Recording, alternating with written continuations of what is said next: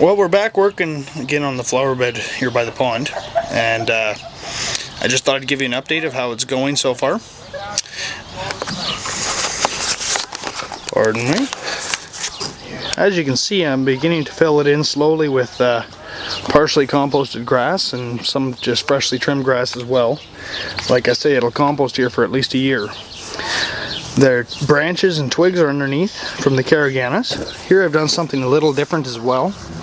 I used some old brick, as you can see along that edge, and these are bricks that would have gone to the dump, most of them. And rather than send them there, I made a little bit of a tunnel over my path there. I didn't have enough to finish it yet, but then the flower bed will go right over top of that little drainage ditch just to be a little more aesthetically pleasing, and then right into the pond.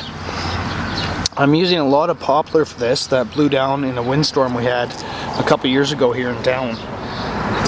At the moment it's nice and sunny out here, but it's been cloudy and rainy off and on all day. We haven't had a day without rain in a while, which is odd for us.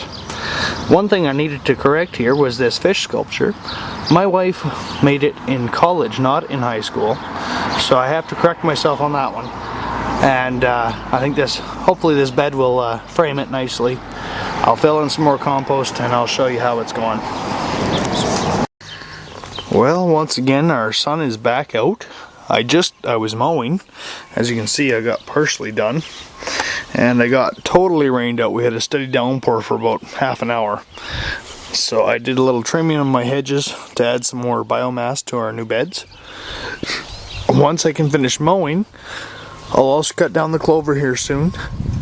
I'm going to let it go to seed a little bit so that it'll spread, and then I'll cut it down and use it for extra nitrogen fixing in the soil.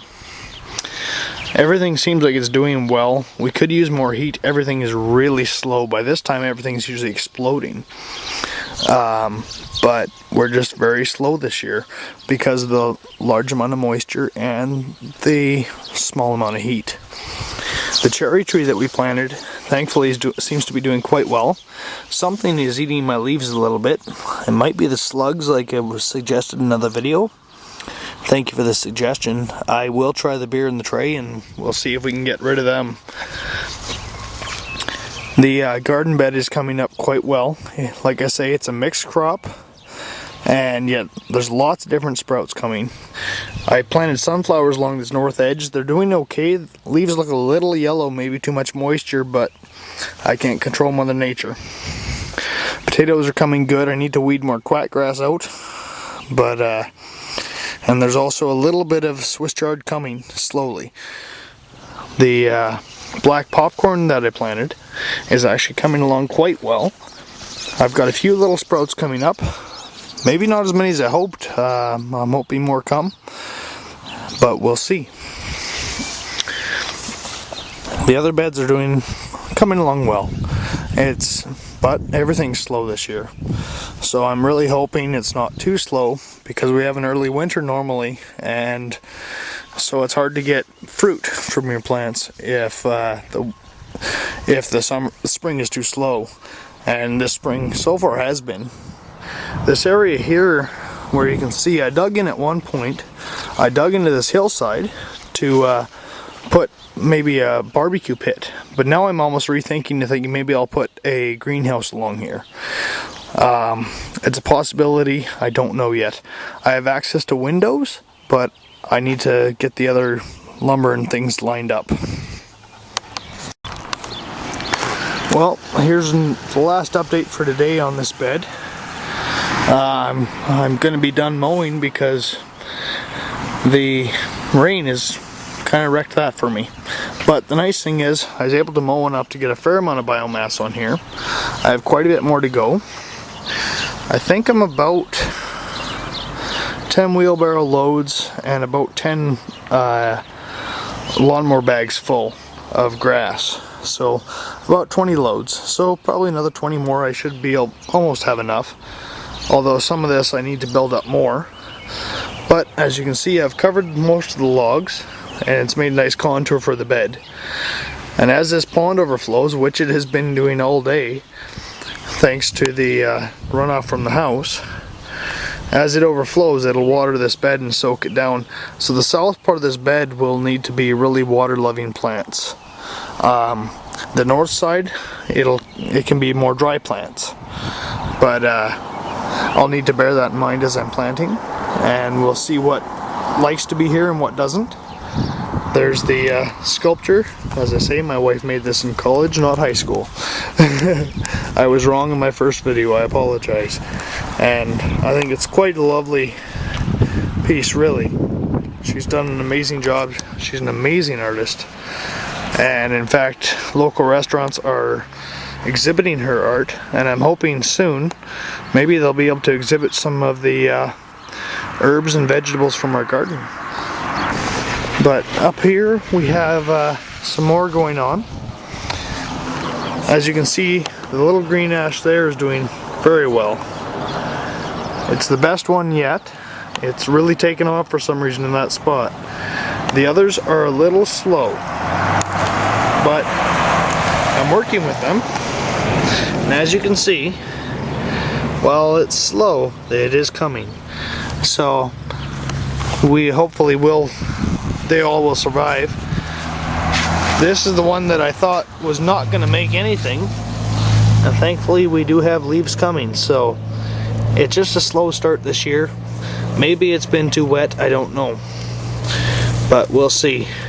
This soil is very, very soaked. This little green ash is coming along nicely as well.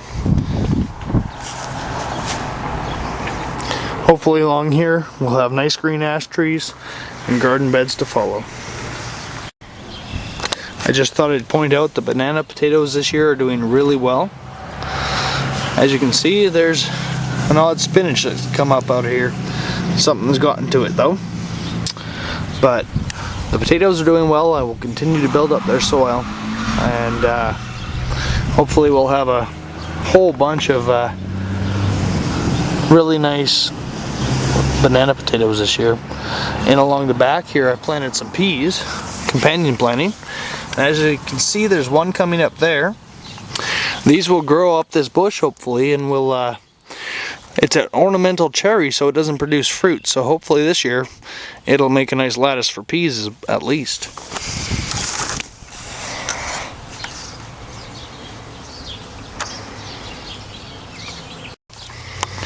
I just thought I'd point out this is another tree that started in my yard that I've let go. At this point it's about 4 feet tall and doing quite well. I just thought I'd point that out as an option that just by starting trees from little sprouts that might come up in your yard, you can really get somewhere. This will be a large tree someday, and in fact it happens to be the same as that big tree there. So maybe someday it'll be providing shade for my yard. Once again, that sun is out really nice, and I'm just looking around from the top of my deck here at the yard. As you can see, there's gardens down there, herb garden. Down in the corner there's the raspberry beds. The flower beds hiding behind that spruce tree. Over here we have the secondary pond.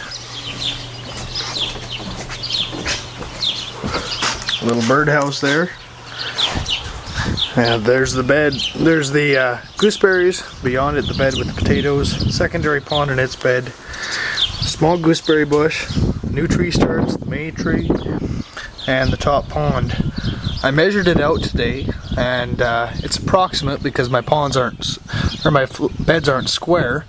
But at this point, we're sitting right around 1,180 square feet of garden. So a person supposedly can live on 1,000 square feet of garden a year, or 900, I believe I heard. One of the two, 1,000 or 900. So we're well over that at this point. So hopefully soon we'll have more than enough garden to feed us for a year.